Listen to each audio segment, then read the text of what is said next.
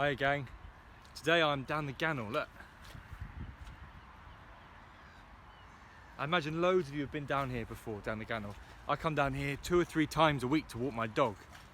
Where is he? There he is. And I love it down here. I love it especially when it's a bit grey and rainy like this and there's no one around. And I'm here today at this special tree down on the Gannel that some of you might have visited. Now this is called a Allhallowtide tree, or a prayer tree, sometimes known as a wish tree. And this is where people come. You see, they tie up ribbons and bows and precious things and trinkets. And as they tie them up, they say a little prayer or make a little wish for someone who's special to them. Very often, somebody who has died, who's not with them anymore. And this tree then becomes a special place for them to come and visit, to remember those people who've passed away, who aren't with them anymore. And whenever I walk past this tree, oh look, there's a runner here now. It's alright, he's wearing earphones, so he won't hear what I'm saying. He won't think I'm completely mad, or he might. Whenever I come and walk past this tree, I always come and I stop and I say a little prayer and I bless this tree. I ask God to bless this tree and all the prayers and intentions that are tied here, and that God would hold them in his love and offer peace and hope and love to all those people who've tied memories and prayers and wishes to this special tree. And I bless it. I bless it a few times a week actually. It's probably the most blessed tree in Newquay. And the reason I've come here to this tree today to talk about this is because we're going to be looking at something called Allhallowtide now, which is Halloween on the 31st of October, All Saints Day on the 1st of November, and All Souls Day on the 2nd of November. So that's just been, and we're going to be talking about those now, but they fit in really well with this tree. So let's have a look at that now. Right, so Allhallowtide. Now, this is all a little bit confusing unless you're a real church history geek like me. In fact, a super clever teacher from our school, who's amazing at RE, admitted that even they weren't that sure about all of this. So let's try and clear things up a bit. The first day of Allhallowtide is Halloween, which means All Hallows Eve, which is the night before All Hallows Day. Hallows is an old-fashioned word for saint, so Halloween basically means the night before All Saints Day. Now, Halloween is an ancient festival, and lots of people have different ideas about how it all started. But the truth is, we just don't know. Halloween, like everything, didn't just spring up out of the ground one day, but rather is part of the continual ebb and flow of tradition and culture which makes up our human society. Some people believe that Halloween comes from the ancient Celtic festival of Samhain. Others that it's an entirely Christian celebration, and others still argue that it's neither of these things, or both of them. And this is confused further by the fact that Halloween basically died out in many parts of our country for all sorts of reasons which have long and complicated names like Reformation and Puritanism and the Enlightenment and the epistemological revolution. But Halloween kind of stopped here, although it continued in America, where people from all over Europe settled, and they brought with them their different Halloween customs, which then, eventually, over time, formed together to become the American type Halloween, before coming back to Europe via American culture in film and TV. So what I'm trying to say to you is that culture and tradition is far more complex than we can ever know, and that to try and pin Halloween down as definitely this or definitely that, it's just impossible. What we do know is that for hundreds and hundreds of years, Christians celebrated All Hallows Eve as the night before All Hallows Day, just as they celebrated Christmas Eve as the night before Christmas Day. Now, they did this in all sorts of ways. Our ancestors would dress up in costumes just like today, and this was part of an ancient British tradition called mumming or guising, when people would paint their faces and dress up to go around their town or village at night singing songs. This is also where we get Christmas caroling from. It was traditional to call at each home and ask for the names of anyone who had died there that year, so that they could sing and pray about them as part of their festivities that night. In return for their prayers and to keep them going through the night, the costume singers were given treats and cakes, known sometimes as soul cakes. And in some parts of the UK today, children still go souling rather than trick-or-treating. Some people believe our ancestors dressed up to disguise themselves from any spooky spirits that might be around on Halloween night. Others think that they dressed up as the spooky spirits to make fun of evil, because they knew that Jesus is the light of the world and casts out all darkness, and that they had nothing to fear. Others believe that they dressed up so that the largely poor population could beg for money and food from their wealthy employers and not be embarrassed about it. The truth is, it's probably all of these reasons and loads more. Something else that our ancestors would do is to carve lanterns, but not out of pumpkins, because pumpkins are native to America and they weren't widely available in the UK until about the 18th century. No, they would carve their lanterns out of turnips, and apparently burnt turnip absolutely stinks.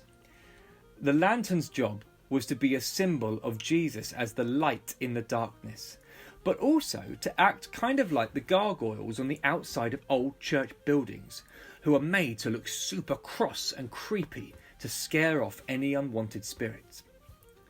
There are loads more Halloween customs and traditions, and whilst many Christians today may dislike Halloween, it's super important that we know where we came from so that we have some idea about where we're heading.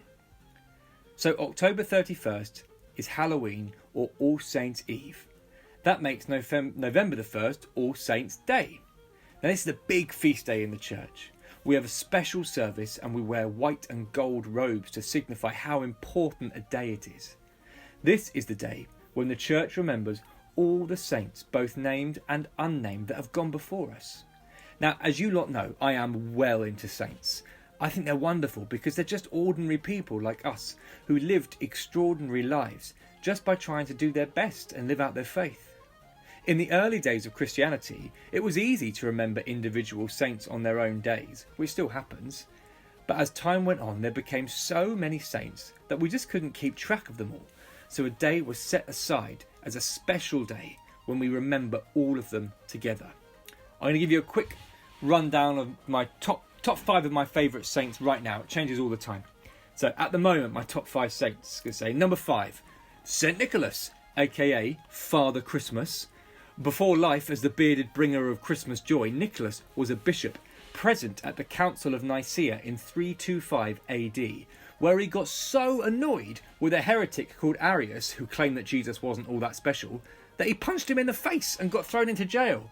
However, the other bishops agreed with Nicholas's point, if not his angry actions, and thus the foundations for our church were laid thanks to the passion of St. Nicholas. He's the patron saint of children, fishermen and sailors and brewers of beer. Oh, and did I mention he is the actual Father Christmas? Number 4, St. Agnes, a proud Cornish woman who lived, you guessed it, at St. Agnes, only it wasn't called St. Agnes then because that would have been really weird. It's said that there was this horrible giant called Bolster who was terrorising the people of the north coast of Cornwall, and lots of manly knights in armour tried to defeat the giant, but he was just too powerful for them. And then one day Agnes challenged Bolster to a contest, but she played a clever trick on him and defeated the giant, freeing the people from his awful reign. That's why St. Agnes is called St. Agnes, and every year they hold a festival there to remember her defeating the giant Bolster. Number 3, St. Oscar Romero. He lived in El Salvador in the 20th century, where he became the archbishop. He stood up to the government, who were corrupt and dishonest and were not ruling the people fairly. He led the people of El Salvador in peaceful, prayerful resistance against the unjust government, and was a leading figure in a movement known as liberation theology, which seeks to understand our faith as a way of helping others and living out the message of Jesus in our lives. Number 2, St. Hilda of Whitby. She lived in the north of England around the 600 AD and was responsible for converting huge numbers of people to Christianity. She led large groups of Christians throughout the north at a time when it was super dangerous to believe in Jesus. During her life, a church meeting happened at her abbey in Whitby, where it was decided that the English church would join with the Roman Catholic Church. This meant that women like Hilda could no longer be leaders, and it's taken us 1,500 years to get back to the point where women can be church leaders again, and thank God we have.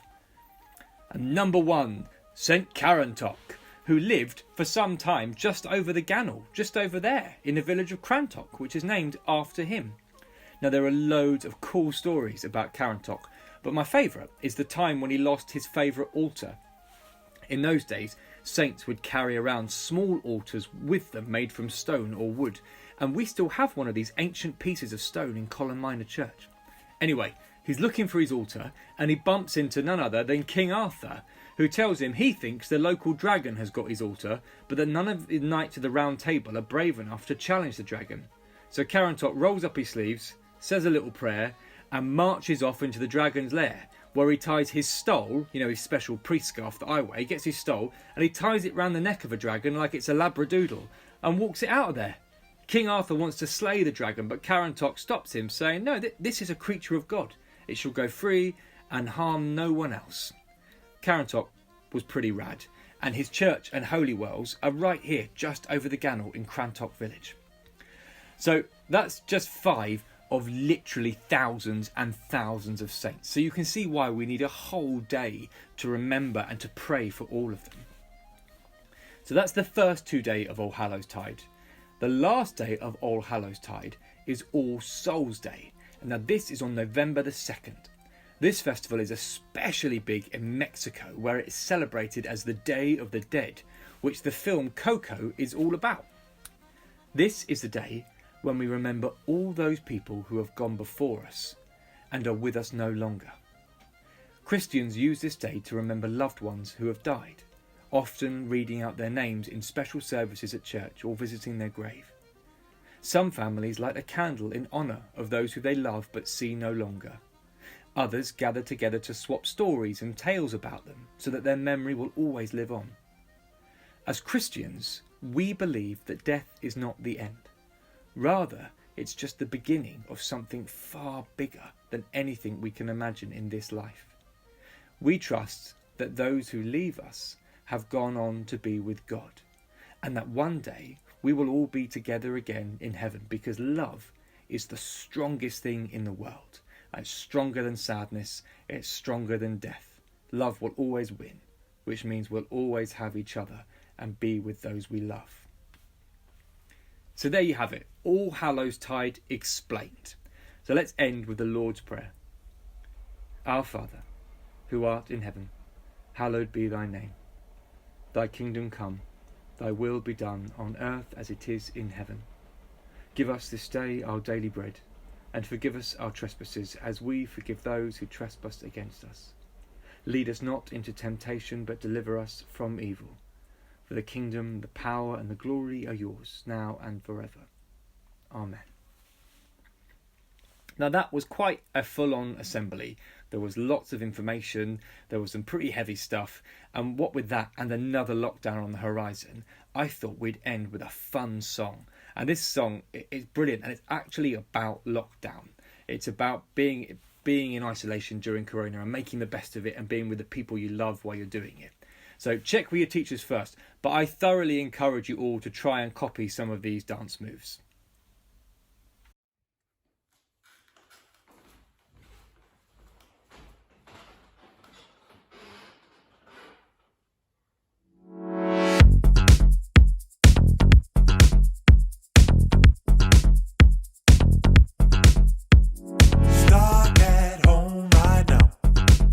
Let's enjoy ourselves somehow.